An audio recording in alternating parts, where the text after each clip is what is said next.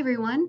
So the objective of this video is to walk you through the population session. Typically, we cover this session the second week of the semester, and you'll see here's the population description that you need to read, and in here it tells us what sections of the textbook we need to read. So we're going to be reading 2.1 through 2.7 of the textbook. You also this week will have an assignment as well as your initial post and response post to a fellow classmate. The textbook is here again for you to find the sections that we'll be reading in the textbook about population. You'll also see that there's a couple additional articles here and videos for you to watch that deal with population. So life expectancy gives you an idea of what that term means. It's an average term. It gives us the average life expectancy of males and females typically within the country. It also usually gives us an overall average that combines together both males and females. Typically, females live longer than males. For the most part, in all populations, females live longer than males. And there's a lot of reasons for that, both genetic and social reasons for that. The United States, it's around 77 years of age. For the first time in human history, we've actually seen the United States life expectancy dip. And there's a couple reasons for that. Some of that deals with the opioid addictions in the United States. Obesity is another one as to why our life expectancy, and of course COVID plays a role in that as well. But we've seen a lot of populations throughout the world, their life expectancy dip because of that. The United States falls pretty low on the life expectancy trail. We're about 50 down. You see a lot of the Mediterranean and Asian countries fall above us, and a lot of that has to do with dietary reasons, etc. So you'll see that's here, the effects of the One China policy and life expectancy here, and what life expectancy tells us. So these are really important in terms of the fact that, life expectancy increases and decreases also by some socioeconomic factors, and those talk about that.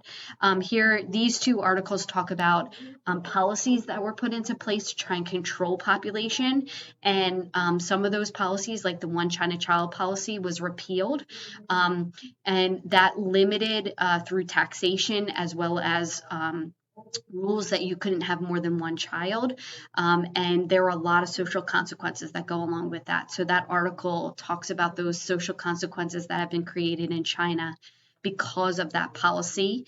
Here is a great video. We are now over 8 billion worldwide. The United States is the third largest population center. So India has surpassed China. So India has the largest population. China falls second, and the United States falls third in terms of countries. And this video here gives you an idea of how we've moved from a very small human population to a very large human population in only a very short period of time. And a lot of that has to do with medical advancements, agricultural advancements. It also has to do with sanitation advancements. So a lot of things there. And then you see the population forum and the assignment. The assignment gives you the instructions for the week, so I don't think you'll have any problems with that. But as we walk through the PowerPoint presentation, which you can find right here, we'll start off there. So population, there are more people alive today than at any other time in human history, and virtually all population growth occurs in less developed countries. So that's really important, is that we see the countries that are in higher demographic transition models, and I'll talk about that a little later, are slowing their population growth. So those populations are in 0 to negative population growth, and the United States is one of those. So right now we have the baby boomer population, which was the last largest population in the United States. They're dying off. So every population below them is in a negative population growth. So for every 2 people, there's only 1.8 people being born. So it leaves you in a negative balance. And so that is something that we need to worry about economically. Less people paying into the system, meaning less social security will be available. Less jobs. You hear that anecdote all the time. Oh, people just don't want to work anymore. Well, actually, it's because there's less population that are working. A lot of colleges are closing their doors because under the boomer generation, colleges were flourishing because they were a large population. That's how all public schools were built, etc. There's a couple really great books out there on it. But since then, we haven't had a huge population boom in the United States. So everything is shrinking in size. And that could pose some problems for the United States in the future.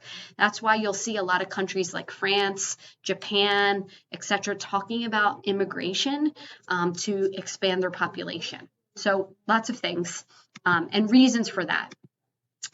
So what is population carrying capacity is an important term that you need to know.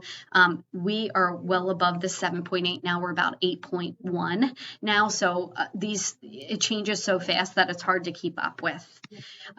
As always, here is that video on how did we get this big this fast. It's the same video that I just showed you a minute ago. That's in the module. So important for you to watch that video. Most of the world's population are concentrated in specific parts of the world, and these are the 4 regions where most of the world's population is. Another important thing that we need to talk about and think about in terms of population and the future is climate change. Most people live, if you see this slide, this is where most people are densely populated worldwide, and most people, except for across Central Africa, are located close to water sources, and that is a big issue. So if sea level happens, what happens is, well, it's going to happen. What happens is all those people are displaced. So those people need to move into areas of the world where they were not before, and with them they bring their religion and their culture, and if they kind of interchange in on the other people or intertwine, that can become a huge issue. The distribution of the world's population. So here's a really great book from Jeffrey Sachs, The End of Poverty. He believes that there are 2 reasons why global population and extreme poverty occur where they do. The first is because of capitalism. It distributes wealth to nations better than socialism and communism. And number 2, geography is a major factor in population distribution related to wealth. So important for you to understand those and what that means. And there is a little video that I have here that you should watch. The textbook talks a little bit more about Jeffrey Sachs, so it's important for you to read the textbook chapter along with that. The demographic transition model is really important. I know I skipped over those 2 slides. You can go back and look at those, but the demographic transition model is really important. They're models that demonstrate the natural sequence of population change over time, and we have different stages. So the first stage is stage 1. There are no countries that are in stage 1. And that is where there's low growth in population, meaning the population stays really small in size. You're talking about tribal nations, etc. There are high birth rates, and death rates are both really high, which means that the population can't grow. Okay. Most countries, underdeveloped countries, are in stage 2, and this is where there's a higher growth rate. Births stay high, meaning there are a lot more children being born. It doesn't mean those children survive, but there's a lot more babies being born, okay? And many enter this at the Industrial Revolution point. So it's important for you to know what that is. Then there's stage 3, and that's moderate growth, where drop in fertility brings down both the birth rate and the death rate, and that kind of evens out the natural rate of increase. And then there's stage 4, which is kind of where we are. It's where a lot of developed countries are, and that is low growth. So society is a lot different in these stages, and we have not yet experienced stage 5, which is that stagnant growth. And that is something to be said. We don't know what happens, right? We're living in a world right now where we don't know what happens with those countries in terms of economics, political, social factors when populations stop growing. We don't know what happens because no one's ever lived through that before. So it's really important for us to watch that.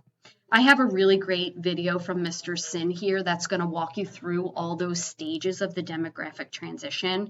So it's really important for you to watch the video and to take notes.